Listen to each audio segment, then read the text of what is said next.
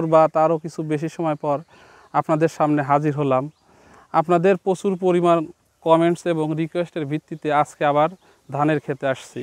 আপনারা অনেকেই বীজ চাইছেন, আমার কাছ থেকে বীজ চেয়েছেন, বিশেষ করে ভারতের পশ্চিমবঙ্গ থেকে অনেকেই। তো আমি গতবার যে ভিডিওগুলো দিয়েছি আপনাদের, ওখানে বিভিন্ন ধরনের বীজ ছিল, কিন্তু বীজগুলো আমি সবাইকে দিতে পারিনি। এবার 2024 সালে আমার কালেকশনে হিউজ পরিমাণ ধান দেখাবো সারা বাংলাদেশে। বিশেষ করে আপনাদের চলন বিলের ধানগুলো আমি দেখানোর চেষ্টা করব। চলন বিলে প্রচুর পরিমাণে ধান আছে, এখানে হাজার হাজার জাতের ধান আছে এবং শত শত বিঘা ধান আছে।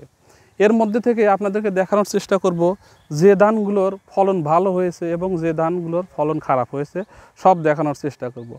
আপনাদের ভালো মন্দ দুই ধরনের ধানই কিন্তু দেখতে হবে। শুধু যে একটা ধানে 50 মণ ফলন হয়েছে সেই ধানটা দেখবেন এমন না, যেগুলোতে ফলনটা খারাপ হয়েছে সেই ভিডিওগুলো আপনাদেরকে দেখতে হবে। কারণ আপনি যদি না জানতে পারেন যে কোন ধানটাতে ফলন খারাপ, তাহলে আপনি কিন্তু 2025 সালে বা এই সামনে বর্ষা মৌসুম, এই মৌসুমে চাষ করে ফেলবেন। চাষ করার কারণে আপনাদের প্রচুর পরিমাণে ক্ষতি হয়ে যাবে বা লস হয়ে যাবে।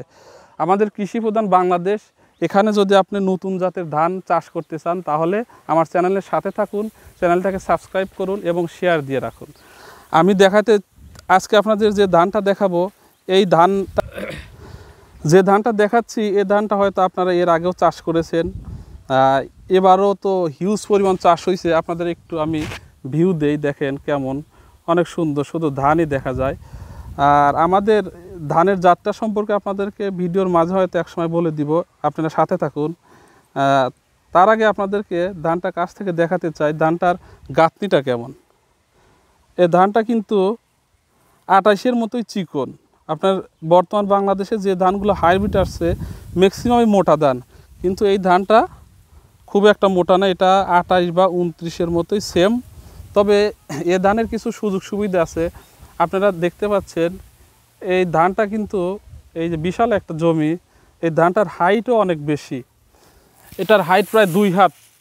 আপনাদের একটু নিচ থেকে যদি দেখাতে চাই, 2 হাত।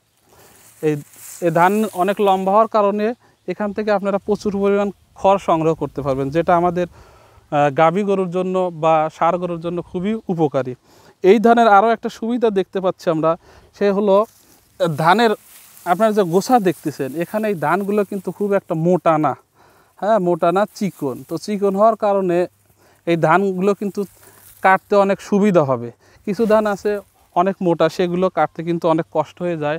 আর আরও একটা, এই যে আপনারা দেখছেন যে প্রচুর পরিমাণে ঝড় বৃষ্টি হচ্ছে, তারপরেও কিন্তু ধানগুলো এখনও দাঁড়িয়ে আছে। তার মানে হালকা ধান অনুসারেও এটা কিন্তু বেশ শক্ত, এটা কিন্তু সহজে পড়ে না। আর এই ধানের আরও একটা সুবিধা হলো, এই যে পাশে দেখছেন আপনারা আরও ধান আছে, এই যে একটা কাঁচা ধান আছে, বা আরও ওই পাশে ধান দেখতে পাচ্ছেন। তো এই ধানটা মোটামুটি আগুর, এটা আমরা আশা করি যে 29-এর থেকে অনেক আগে। আমরা 29 যে ধানগুলো দেখছি সেগুলো কিন্তু এখনও কাঁচা আছে, এই ধানটা কিন্তু অলরেডি পেকে গেছে। ও আপনাদের তো বলা হয় না এই ধানটা সম্পর্কে, এই ধানটার নাম হলো ছক্কা ধান। আপনাদের আমি জুম করে দেখাচ্ছি। আপনারা যদি এই ধান চাষ করতে চান তাইলে আপনারা আমার এই ভিডিওটা অফিসে দেখাইলে এই ধানটা পেয়ে যাবেন। এখানে প্রতারণার কিছু নাই। আপনার যদি মনে হয় যে চাষ করে আপনার ভালো হবে, তাইলে অফিস থেকে এই বীজটা সংগ্রহ করবেন। আমি কোনো বীজের ব্যবসা করি না যে এখানে আমার লাভ হবে। আপনি নিজ দায়িত্বে অফিস থেকে সংগ্রহ করবেন।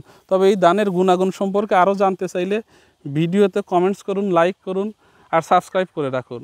আমাদের সাথেই থাকুন। আল্লাহ হাফেজ।